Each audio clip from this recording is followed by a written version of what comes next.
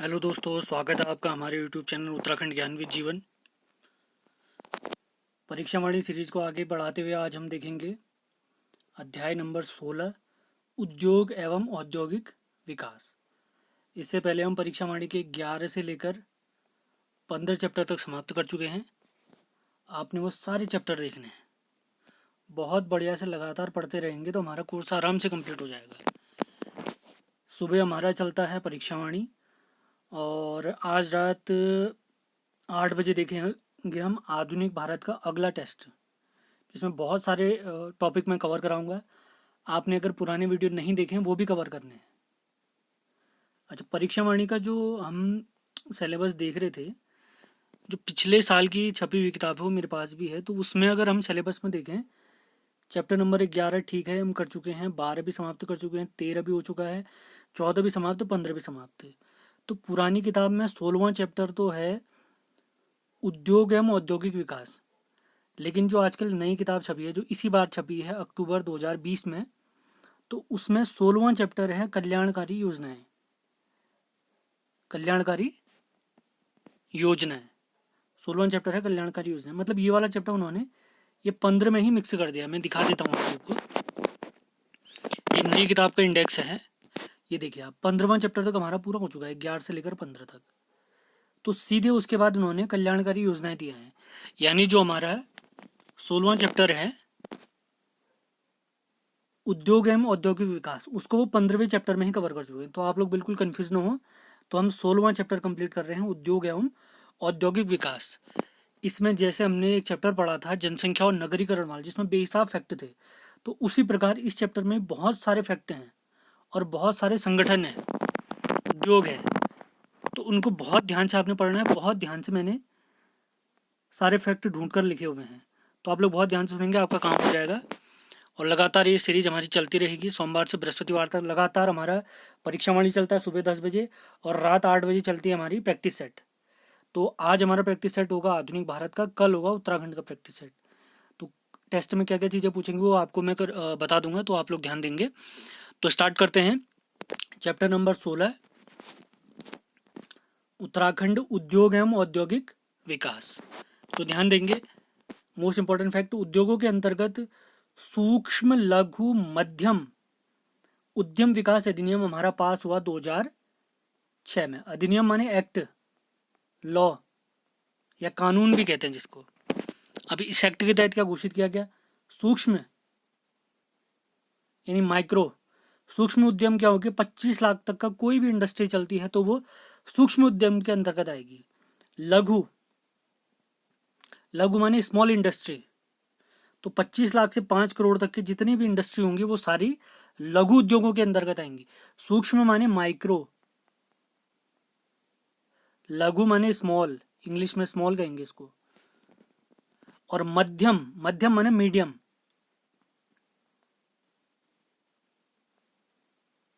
मध्यम उद्यम किसके अंतर्गत आएंगे? 5 से 10 करोड़ के अंतर्गत।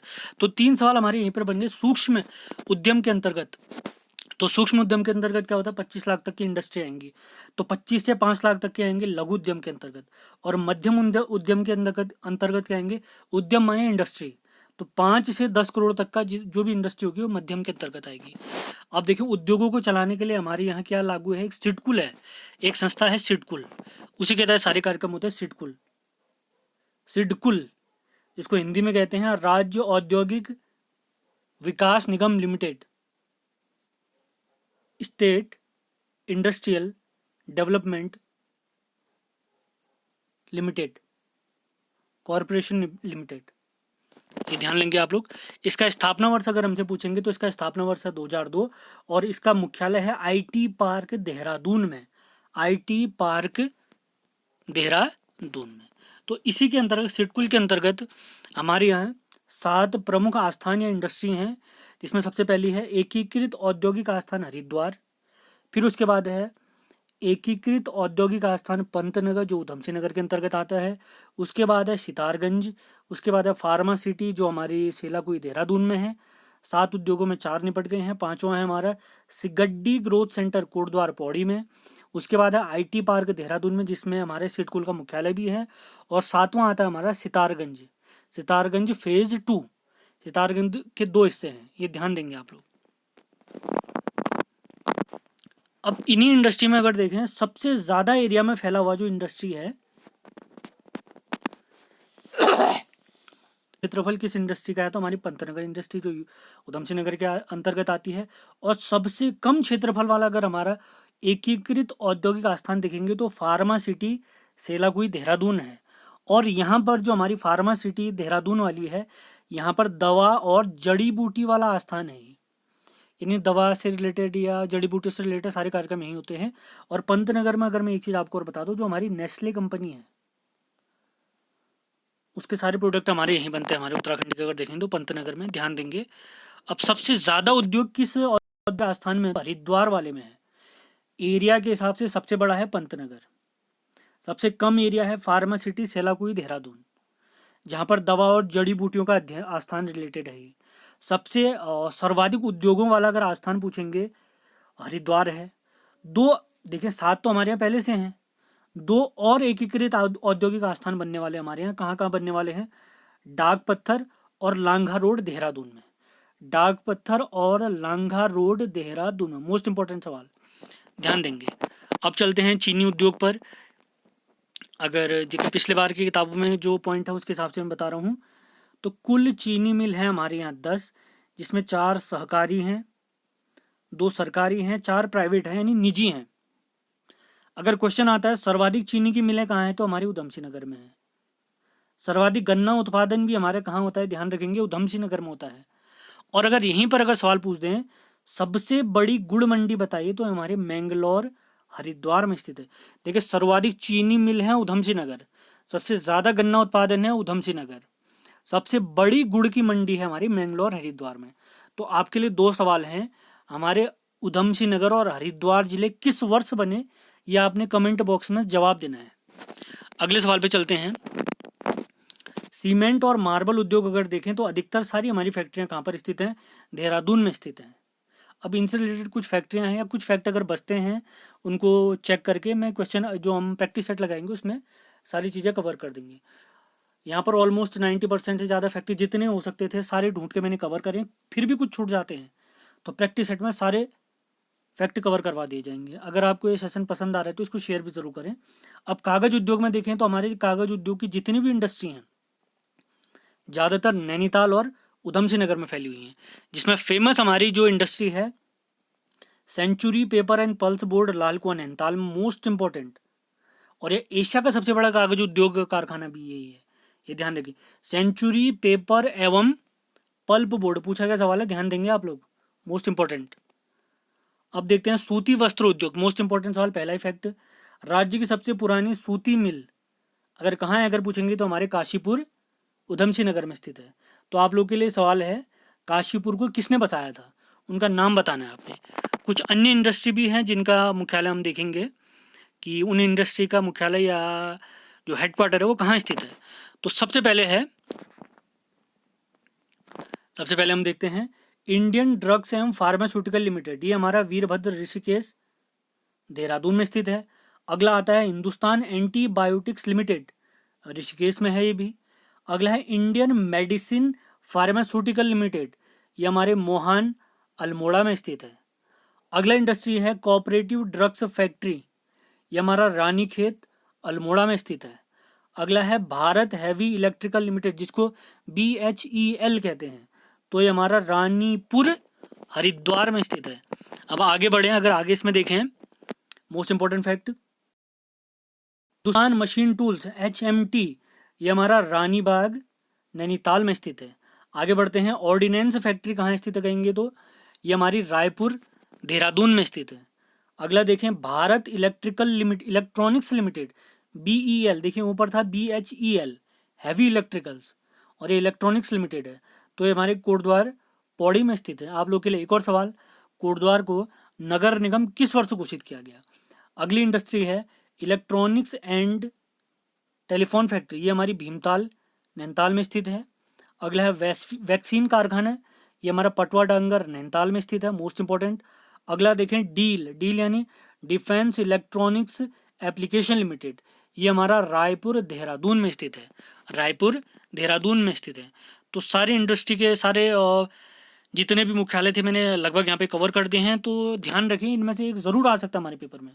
तो आप बहुत ध्यान से पढ़ेंगे, पुराने पेपर आप देखेंगे तो आपको ज़रूर मिल जाएंगे, वो पुराने पेपर में पूछे गए सवाल हैं। अब आगे आगे बढ़ें। हस्तशिल्प, लघु एवं कुटीर उद्योग, अगर इसमें देखें रिंगाल, ये एक प्रकार की घास है, ये ध्यान रखेंगे सबसे पहला तो आप। तो रिंगाल और बांस को मिलाकर हम कुछ प्रोडक्ट बनाते हैं, उनके नाम है कंडी, चटाई, मोस्टा, सुप या सुप्पा भी कहते हैं इसको, और टोकरी। अगला है चर्म शिल्प। इस काम चर्म शिल्प में लगे हुए लोगों को बाड़ई या शारकी कहते हैं। और इस चर्म शिल्प का काम किन किन क्षेत्रों में होता है? लोहा घाट, जोहार घाटी, नाचनी और मिलम वाले क्षेत्र में चर्म शिल्प का काम होता है। आप लोग के लिए एक और सवाल, जो लोग ध्यान से पढ़ रहे हैं, नोट्स बना रहे हैं, वो जरूर जवाब दें। जोहार घाटी का प्रवेश द्वार किस स्थल को कहते हैं? जोहार घाटी का प्रवेश द्वार किस स्थल को कहते हैं? अब देखें, अगला है कत्था उद्योग। तो कत्था उद्योग हमारा हल्द्वानी में स्थित है। पंचक्की उद्योग मोस्ट इंपॉर्टेंट, जिसको घराट भी कहते हैं। पुराने जमाने में छोटी नदियों के किनारे ये बने रहता था। तो यहाँ पर क्या है, हमारे आटा वाटा पीसने का, ये जैसे गेहूँ वेहूँ पीसने का होता था, आटा वाटा बनाने का कार्यक्रम सारा यहीं से होता था। तो घराट और पंचक्की, तो केंद्र सरकार ने घराट को या पंचक्की को लघु उद्योग का दर्जा दिया है अप्रैल 2001 में। मोस्ट इंपॉर्टेंट फैक्ट, अप्रैल 2001 में केंद्र सरकार ने पंचक्की या घराटों को लघु उद्योग का दर्जा दिया है, ध्यान देंगे। अब देखते हैं कुछ अन्य महत्वपूर्ण तथ्य, सारे फैक्ट ढूंढे गए हैं, चेक करे हुए हैं, मोस्ट इंपॉर्टेंट, तो आप लोग सभी लोग ध्यान देंगे। तो सबसे पहला फैक्ट है हरिप्रसाद टमटा परंपरागत शिल्प उन्नयन केंद्र, ये कहाँ स्थित है अगर पूछेंगे तो ये गरुड़ा बांज अल्मोड़ा में स्थित है। सिल्क पार्क हमारा देहरादून में स्थित है। मोस्ट इंपॉर्टेंट फैक्ट, राज्य का पहला फूड पार्क कहाँ बना? हरिद्वार में बना। उसका नाम क्या है? पतंजलि हर्बल एवं फूड पार्क। और राज्य का दूसरा फूड पार्क तो ये है हिमालयन फूड पार्क सितारगंज में। Himalayan food park Sitarganj, US Nagar, Udham Singh Nagar. आप लोग के लिए एक और सवाल है, हिमालयन संग्रहालय कहाँ स्थित है और इसका स्थापना वर्ष भी बताइए। हिमालयन संग्रहालय। अगला है मोस्ट इंपॉर्टेंट फैक्ट, केंद्र द्वारा स्थापित मिनी स्पाइस, मिनी मतलब छोटा, स्पाइस माने मसाला, तो मिनी स्पाइस पार्क ये हमारा ये भी सितारगंज उधम सिंह नगर में स्थित है। फिर से अगला महत्वपूर्ण तथ्य, रेशम कीट पालन एवं कोकून उत्पादन प्रशिक्षण केंद्र, ये हमारा रेशम सहकारी संघ प्रेमनगर देहरादून में स्थित है। और रेशम कीट पालन प्रेमनगर देहरादून में होता है, ध्यान रखेंगे आप लोग। अगला फैक्ट है, राज्य के हस्तशिल्प से रिलेटेड जितने भी उत्पाद होते हैं बाहरी राज्यों में किस ब्रांड नेम से बेचे जाते हैं अगर पूछेंगे तो उसको बेचा जाता है हिमाद्री ब्रांड नेम से। हिमाद्री, मोस्ट इंपॉर्टेंट फैक्ट, सभी लोग बहुत ध्यानपूर्वक सुने, अपने नोट्स भी बनाए। अगला इंपॉर्टेंट फैक्ट है फल संरक्षण केंद्र, ये हमारा है रामगढ़ नैनीताल में स्थित। अगला पॉइंट देखें, इथेनॉल प्लांट ये कहाँ स्थित है? ये हमारे बाजपुर उधम सिंह नगर में स्थित है। अगला है राजकीय आयुर्वेदिक औषधि निर्माणशाला, ये हमारा ऋषिकुल हरिद्वार में स्थित है। जो लोग इन चैप्टरों को हल्के में लेते हैं वो फंस जाते हैं पेपरों में, तो ध्यान देना है, छोटे छोटे चैप्टरों को भी कवर करते हुए चलना है। हमारे पेपर में फैक्ट पूछते हैं ज़्यादा, स्टडी बहुत बढ़िया से करनी है, छोटे छोटे पॉइंटों को भी याद करना है। अगला फिर से मोस्ट इंपॉर्टेंट पॉइंट, लघु उद्योग सेवा संस्थान कहाँ स्थित है? ये हमारे हल्द्वानी नैनीताल में स्थित है। क्राफ्ट डिजाइन केंद्र कहाँ स्थित है? ये हमारा काशीपुर उधम सिंह नगर में स्थित है। काशीपुर उधम सिंह नगर में स्थित है। और पूछे गए सारे सवालों के जवाब दें सभी लोग, सभी के जवाब चेक भी करूंगा मैं, जिनका सही होगा उनको लाइक किया जाएगा। अब देखें राज्य सरकार द्वारा घोषित की गई कुछ प्रमुख नीतियों के बारे में या नियमों के बारे में देखते हैं। सबसे पहली नीति है, या नीति यानी policy, mega textile park policy, ये हमारी 2014 की है। मेगा फूड पार्क प्रोत्साहन नीति, ये 2015 की नीति है। अगला है मेगा औद्योगिक व निवेश नीति, ये 2015 की है। अगली है मोस्ट इंपॉर्टेंट सूक्ष्म लघु व मध्यम उद्योग नीति, ये 2015 की है। 2015 की है। अगला है, अगली नीति है हमारी वृहद औद्योगिक पूंजी निवेश व रोजगार प्रोत्साहन नीति। ये हमारी 2018 की है।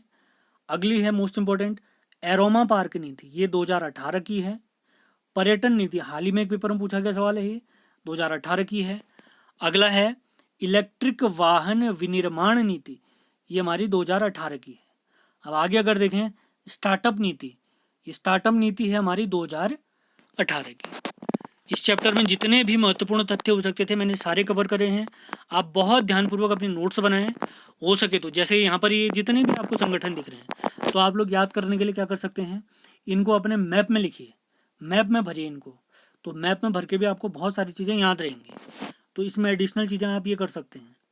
और यहाँ पे जितने भी एक्स्ट्रा फैक्टर दिख रहे हैं इनको बार बार पढ़िए, आपका काम हो जाएगा। इसी के साथ हमारे चैप्टर समाप्त होता है। इसके बाद अगला चैप्टर हम देखने वाले हैं, कल हम अगला चैप्टर देखेंगे कल्याणकारी योजनाएं। तो उम्मीद है आपको हमारा प्रयास बिल्कुल पसंद आ रहा होगा। चैप्टर नंबर 11, 12, 13, 14, 15 और आज 16वां चैप्टर भी हमारा समाप्त हो चुका है। तो अगला चैप्टर हमारा होगा उत्तराखंड की कल्याणकारी योजनाएं। तो प्रैक्टिस सेट अगर देखें तो प्रैक्टिस सेट हम 2 लगा चुके हैं इन 2 चैप्टरों के। अब अगला प्रैक्टिस सेट जब भी लगाएंगे मैं परीक्षा मंडी का आपको बता दूंगा। अब प्रैक्टिस सेट हमारे बचते हैं 13, 14, 15 और 16वें चैप्टर की, इनको आराम से करेंगे हम। आप लोग बस बने रहिए लगातार। और रात 8 बजे हमारा आधुनिक भारत का प्रैक्टिस सेट चलेगा, जिसमें 5 प्रैक्टिस सेट मैं करा चुका हूँ। जिसने वीडियो नहीं देखे हैं वो ज़रूर देखें, ज़रूर देखें। मैंने प्रश्नों के माध्यम से सारे टॉपिक करा रखे हैं। जैसे भारत में यूरोपियों का आगमन 2 वीडियो में कंप्लीट कराया है, 1857 की क्रांति 2 वीडियो में कंप्लीट कराया है, भारतीय राष्ट्रीय कांग्रेस उसको 1 वीडियो में समाप्त कराया है। उसके बाद जैसे बंगाल विभाजन है, स्वराज पार्टी है, और भी बहुत सारे पॉइंट आते हैं। ये गांधी इरविन पैक्ट आए, गांधी इरविन समझौता आएगा, बहुत सारे और जितने भी समझौते होंगे, जितनी भी क्रांतिकारी घटनाएं होंगी, वो सारे मैं सिलेबस आपको बता, सिलेबस आपने देख रखा है, सिलेबस खुद भी डाउनलोड करें। तो सिलेबस के अकॉर्डिंग ही पूरा सिलेबस, पूरा कोर्स में कंप्लीट कराऊंगा। आप लगातार बने रहें, जो एक्स्ट्रा फैक्ट मैं बताता हूँ वो सारे पॉइंट लिखने भी हैं। किसी भी एग्जाम में आप आराम से सारे सवाल कवर कर लेंगे। और घर पे खुद भी ज़रूर पढ़ना है आपने, 2 से 4 घंटे ज़रूर पढ़ें डेली। 4 घंटे पढ़ते हैं तो 1-2 घंटे उसको रिवाइज करने में लगाइए। तो मिनिमम 5 से 6 घंटे ज़रूर पढ़िए। छोटी छोटी क्लास यहाँ भी चलती हैं 1 घंटे की दिन भर में टोटल मिला के, उसको भी देखिए आराम से, बहुत बढ़िया तैयारी हो जाएगी आपकी। तो कल मिलते हैं। अगर आपको हमारा सेशन पसंद आता है तो उसको लाइक करें, शेयर करें। घर पर रहें, स्वस्थ रहें, हमारे वीडियो देखते रहें। धन्यवाद।